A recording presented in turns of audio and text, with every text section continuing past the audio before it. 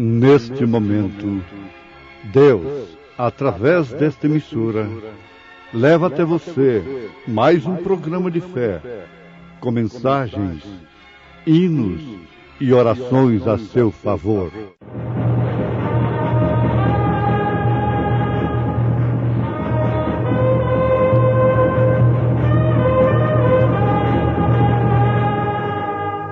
Fé para vencer.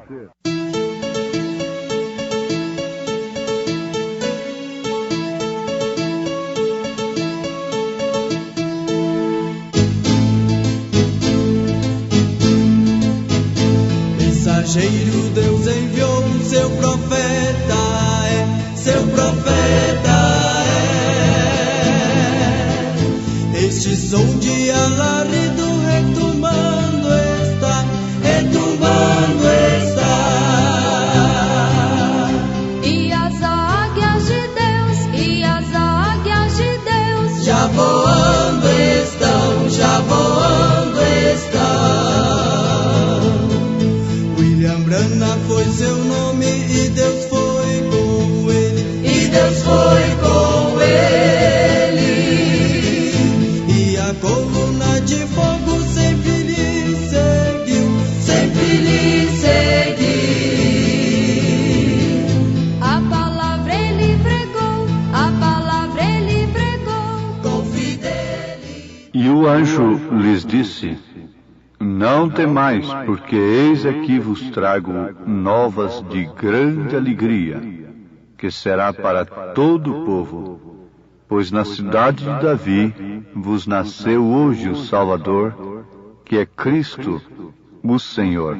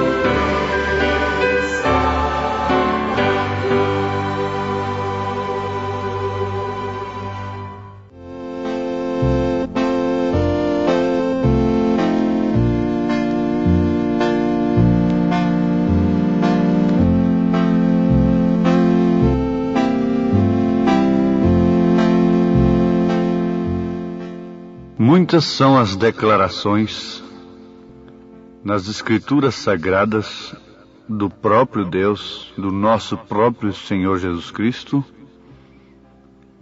que deve nos causar inteira confiança sobre o nosso destino eterno. Como, por exemplo, para que onde eu estiver, vós também estejais. Eis que sobre vós envio o Espírito da promessa de meu Pai.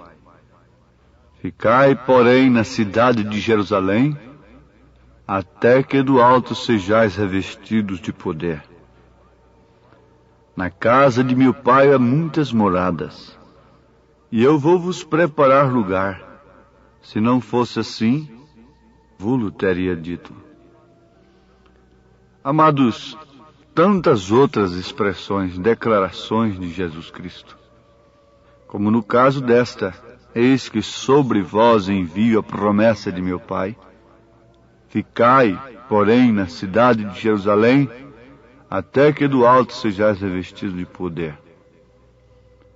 Para que a igreja se mantivesse na confiança, ancorada, descansada e certa e convicta de que estará com Ele na glória.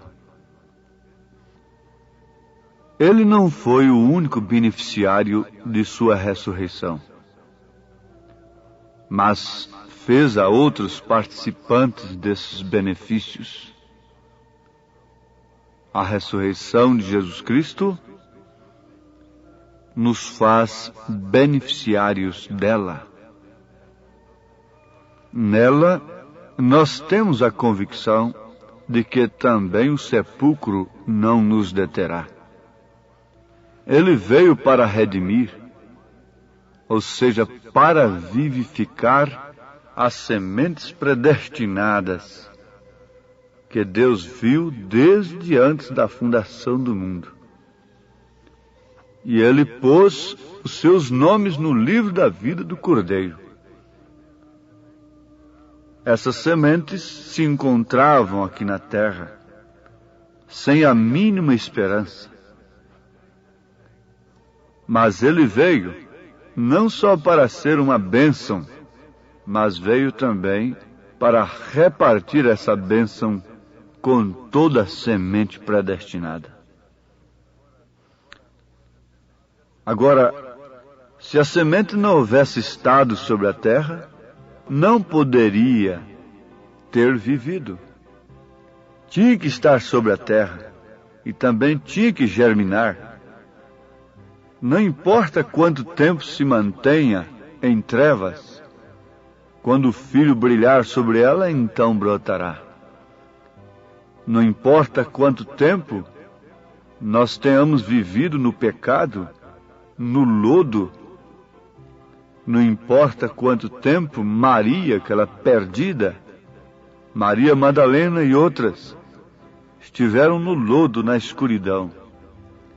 Mas quando ele brilhou sobre aquelas sementes, elas apodreceram, morreram em suas façanhas, em suas orgias, em seus pecados, e brotaram, ressuscitaram com Cristo, com uma nova vida. Ele veio para repartir isto conosco, a sua vida. Com razão, o Evangelho é boas novas. O anjo disse para os pastores de Belém: não temais, porque eis aqui vos trago novas de grande alegria, que será para todo o povo, pois na cidade de Davi vos nasceu hoje o Salvador, que é Cristo, o Senhor. Então, ouvintes, está aí a razão pela qual o Evangelho é boas novas. Essa palavra Evangelho significa boas novas. Mas boas novas para quê?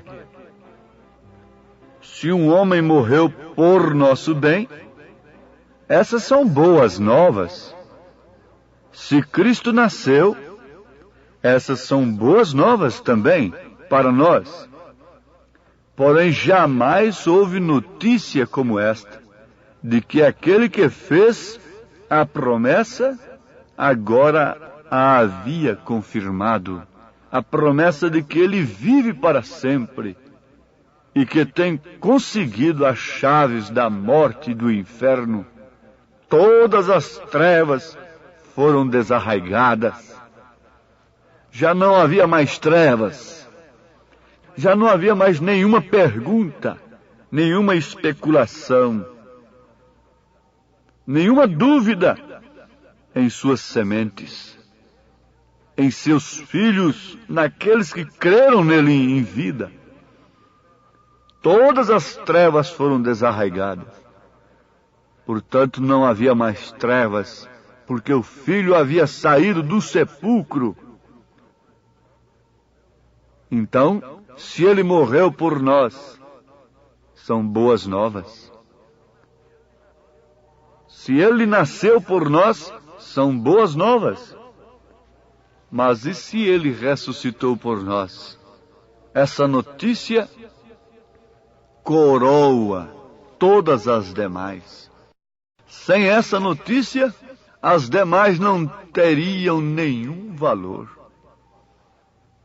Sem a notícia de que ele houvera ressuscitado dentre os mortos, a notícia do seu nascimento e de sua morte não teria nenhum valor para nós. Seriam umas boas novas do passado apenas. Quando ele nasceu foi no passado, quando ele morreu foi no passado, mas quando ele ressuscitou é no presente, é para nos dar vida no presente. Paulo disse aos Romanos, capítulo 5, versículo 10. Porque se nós, sendo inimigos, fomos reconciliados com Deus pela morte de seu Filho, muito mais, estando já reconciliados, seremos salvos pela sua vida. Aos Romanos, capítulo 5, versículo 10. Isto nos leva à conclusão real e verdadeira, empolgante, de que na sua morte nós fomos reconciliados, nós fomos perdoados, mas na sua ressurreição nós fomos salvos. A sua vida foi derramada sobre nós. Tudo que foi Deus foi derramado em Cristo. E tudo que foi Cristo foi derramado na igreja. Desta forma, todas as trevas que detinham e retinham as sementes eleitas no lodo foram desarraigadas. Então já não há mais trevas, porque o Filho tem saído do sepulcro. Então agora não era questão de que ele haverá de sair, e que ele vai ressuscitar, ou se possível ele vai ressuscitar. Não, isso não é uma questão se. A questão é que ele já tem saído do sepulcro. Esse é o Evangelho, é as boas novas que selam todas as demais boas novas. Todas as demais boas novas não teriam nenhum valor sem que ele tivesse ressuscitado. E mais do que isso, sem que a sua vida tenha sido derramado em nós. Em você individualmente, você fica apenas com um conhecimento intelectual, mental, teológico, de que ele ressuscitou, comemorando a sua morte de ano em ano, e achando até esquisito falar em ressurreição antes da época que o mundo comemora a sua ressurreição.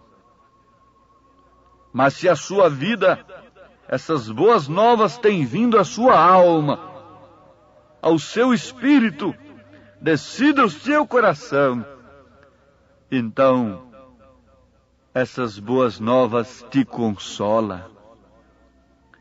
Na melancolia do dia, no labirinto, nas lutas, nas dificuldades, nenhuma notícia de enfermidade, nenhuma notícia de que o seu coração está enfermo, de que sua filha está doente, de que seu filho recebeu ali um exame positivo acusando uma doença grave, nenhuma notícia de morte na família, nenhuma notícia qualquer desta vida que poderia entristecer um cristão e que seja natural entristecê-lo, pode romper com a alegria das boas novas da ressurreição de seu Cristo, do seu Salvador, do nosso Salvador.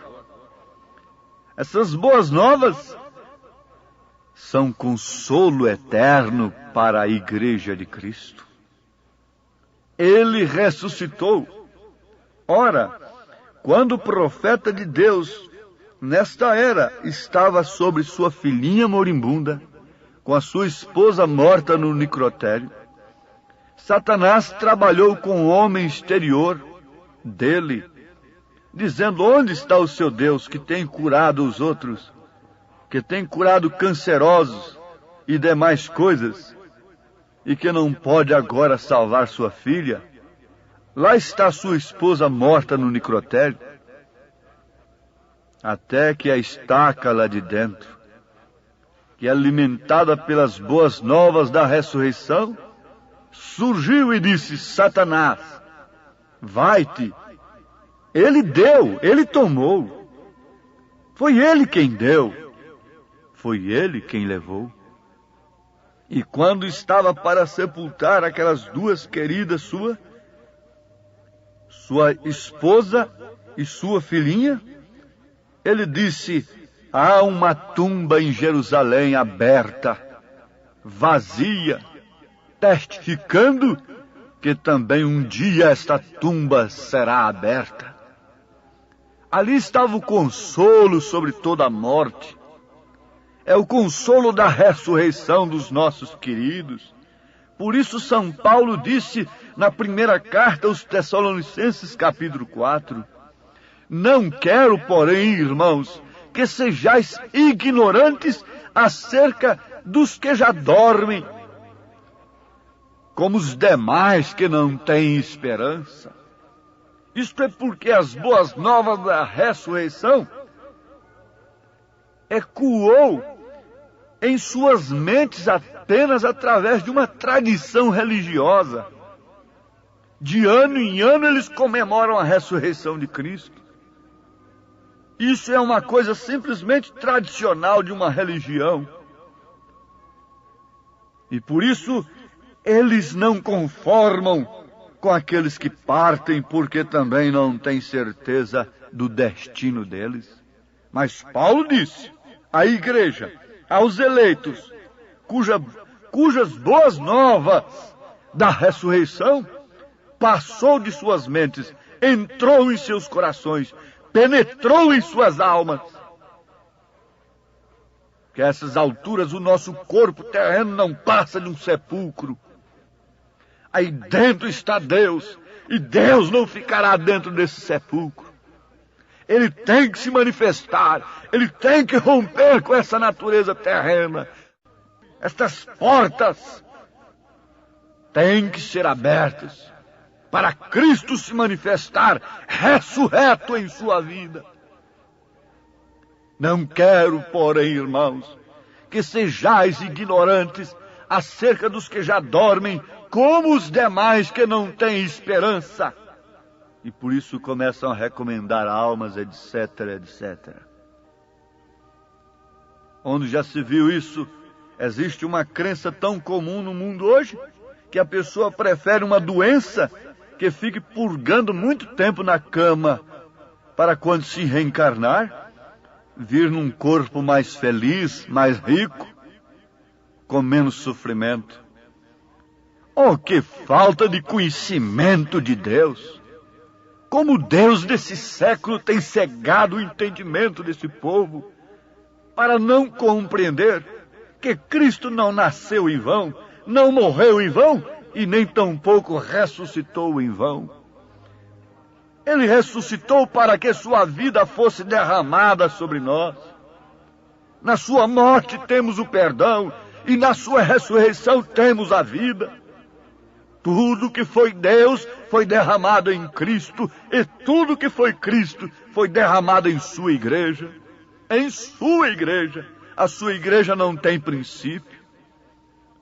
Ela é desde antes da fundação do mundo. Batista tem princípio. Presbiteriano tem princípio. Foi fundado em tal século. Católicos romanos têm princípio. Tabernáculo da Fé tem princípio. E todas as denominações têm princípio.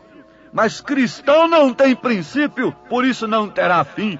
Todas elas terão fim, porque tudo que tem princípio tem fim. Mas o que não tem princípio não terá fim. Para isso você deve estar naquele que não tem princípio, porque ele não tem fim. Passarão os céus e a terra, mas minha palavra não há de passar, disse Jesus. E essa palavra é o seu corpo, é a noiva, é o povo sobre o qual tem vindo o poder vivificador da ressurreição. Aquele que crê em mim, ainda que esteja morto, ressuscitará. Ele falou da vida eterna. Quando ele falou da vida eterna, ele estava falando de si mesmo no homem.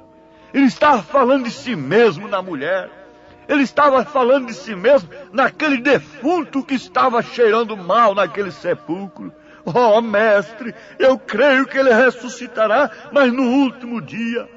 Marta estava com a fé para tempos remotos.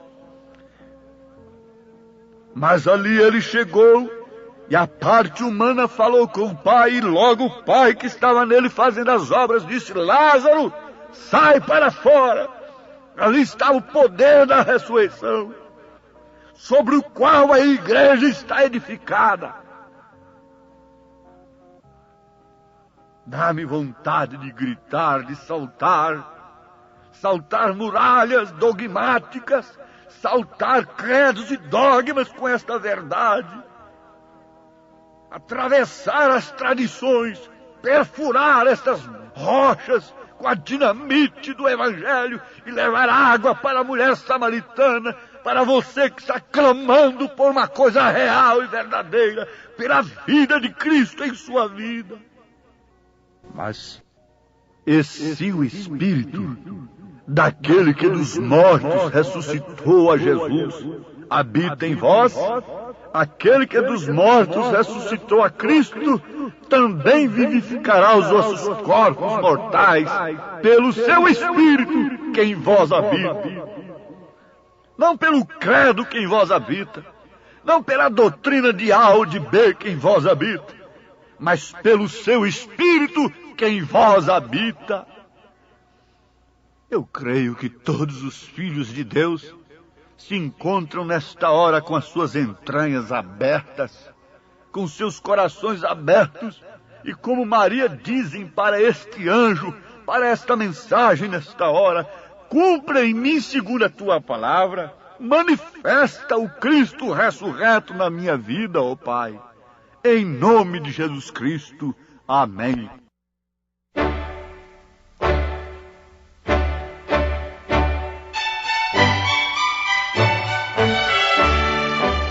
Ouvintes, escreva-nos pela caixa postal de número 15.020, 15020, CEP 74.501-970, Goiânia, Goiás. O nosso endereço na internet é www.apalavraoriginal.org.br. Volte a nos ouvir amanhã novamente neste mesmo horário, nesta emissora, se o Senhor nos permitir, com fé no Filho de Deus, a fé que vence o mundo.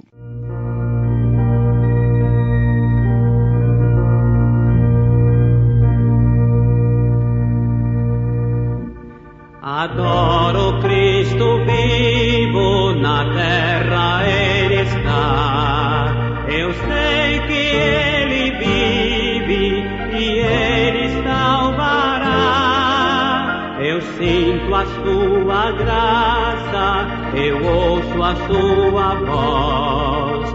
É Ele quem me livra da morte atroz. Jesus, meu Rei, sim, vive em meu coração. Consola-me, conforta-me na minha tentação. Jesus, meu Rei, eterno Redentor, quereis saber quem Ele é? Jesus, meu Salvador.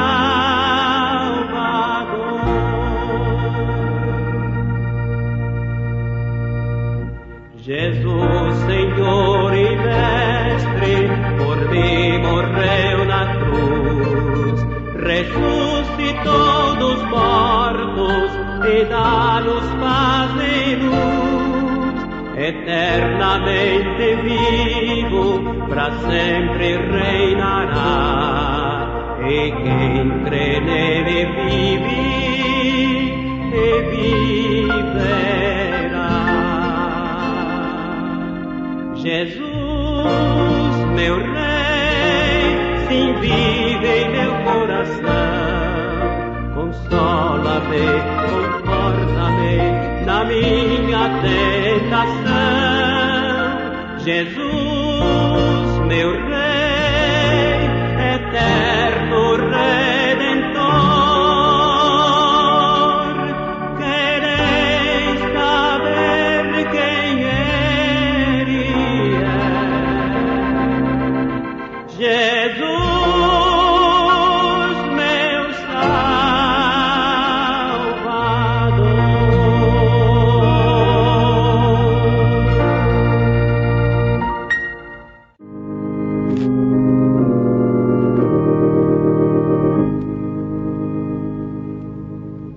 Cristo, meu Mestre, sempre há de amar-me, e dele o mal não pode afastar-me.